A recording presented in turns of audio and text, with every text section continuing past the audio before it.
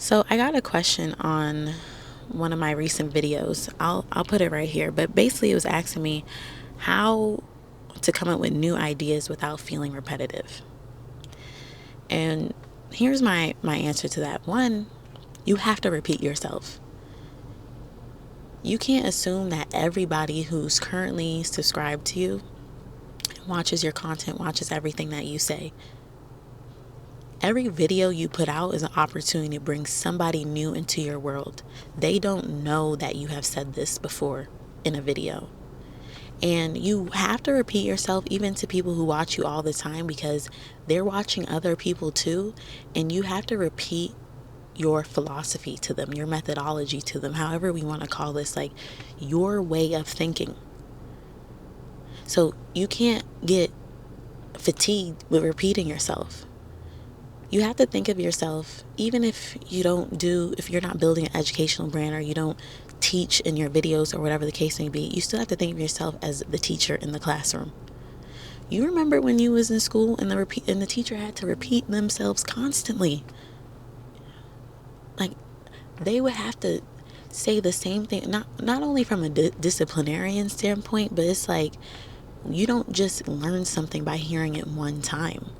And if you really have a way of thinking that you're trying to get your audience to adapt, you have to be willing to repeat yourself. So my first love in terms of a creative space and being creative is writing. I'm extremely good at writing. I don't care about tooting my own horn on that, because I put in the years to be as good of a writer as I am. And one of the things I used to do as a freelance writer was write essays for people. And when in college they'd be like, write a 14 to 18 page paper. They would like, oh my God, you might think, what the hell am I gonna say for 14 to 18 pages, 7 to 10 pages? Like, well, I already proved my point. But if you think back to your papers, even a paper you got an A on, usually the structure of an essay, you say the same thing over and over again, but just in a slightly different way. And through my repetition of doing that and writing, so even before even doing it for other people, I did it for myself. And I've gotten used to like learning how to package a message differently in each video. But I also don't mind repeating myself verbatim in each video. I'm big on personal branding. I share a lot about personal branding on my channel. And a part of building your personal brand is having your brand messaging. Fancy little term may be like, okay, what is that? But basically, you got to have different things that you repeat all the time. Think of like rappers and even music artists. I saw some little video come up about SZA in the last album, SOS, that she put out, and someone was like, count how many times she said the word gorgeous. I thought that was so funny. That was like written on their thumbnail. Think of rappers, like how they have their ad libs and different things that they always say in a song. Like, this rapper's gonna say this thing in this song. It starts to get people to know, like, that's a part of their brand, So come up with your little phrases and your little sayings where it's like, I do say this all the time. And people are going to start to know, well, so-and-so, they be saying that all the time. Even think of people in your family, like an aunt or an uncle, like, or your grandma, they say that all the time. They be telling me that. And the reason it sticks in your mind is because they repeat it themselves over and over and over and over again too. So you have to be comfortable with repeating yourself. And then to the point about, coming up with new ideas. Idea generation is not easy. It's easy to me, but I recognize it's not easy to everybody. And ideas are everywhere. I have multiple videos about personal branding on my channel. One video about personal branding wouldn't get into somebody's mind that's what they need to associate me with. Like, I go to Nala for personal branding stuff. That one video wouldn't do it. So when it comes to coming up with new videos without feeling repetitive, it's just like, you can have one idea and like 10 different angles to come at that idea. And if you don't know how to think about that on your own, use ChatGPT to help you figure that out. We have AI, we have to use it to our advantage.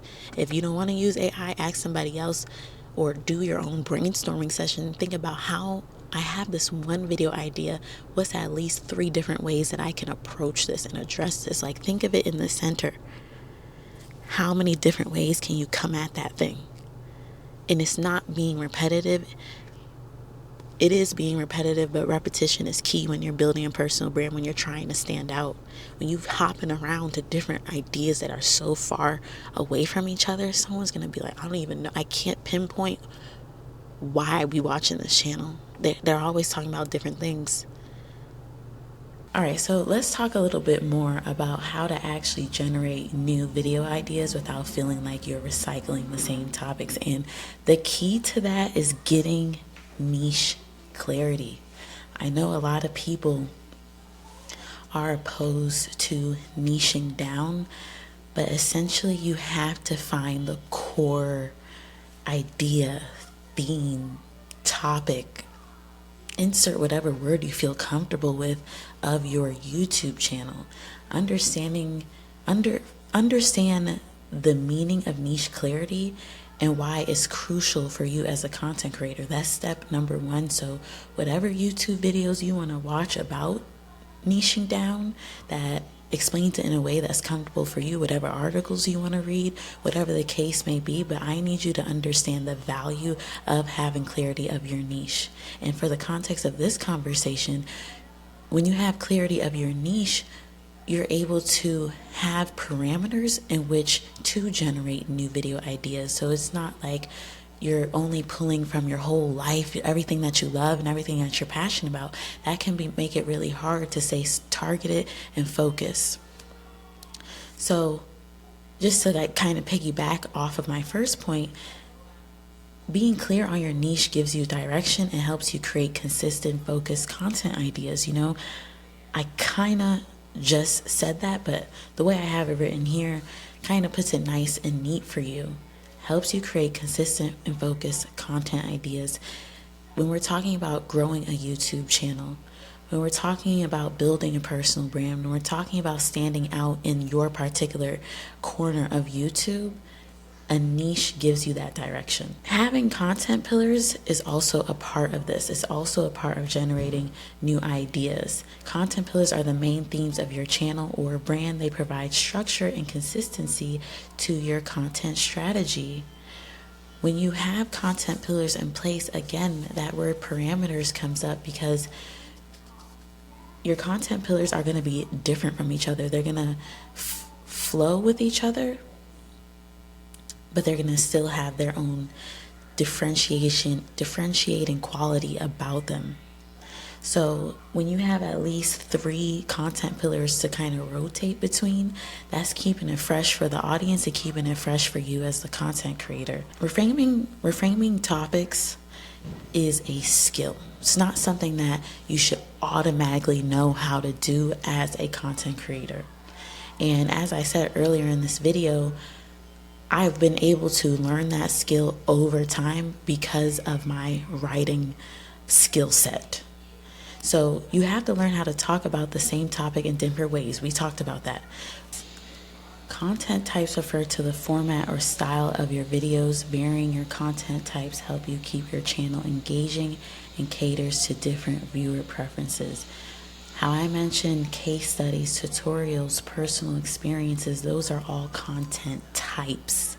So an actual item for you to do, if you're looking to generate new video ideas without feeling like you're recycling the same ideas, increase your bank of content types that you want to deliver.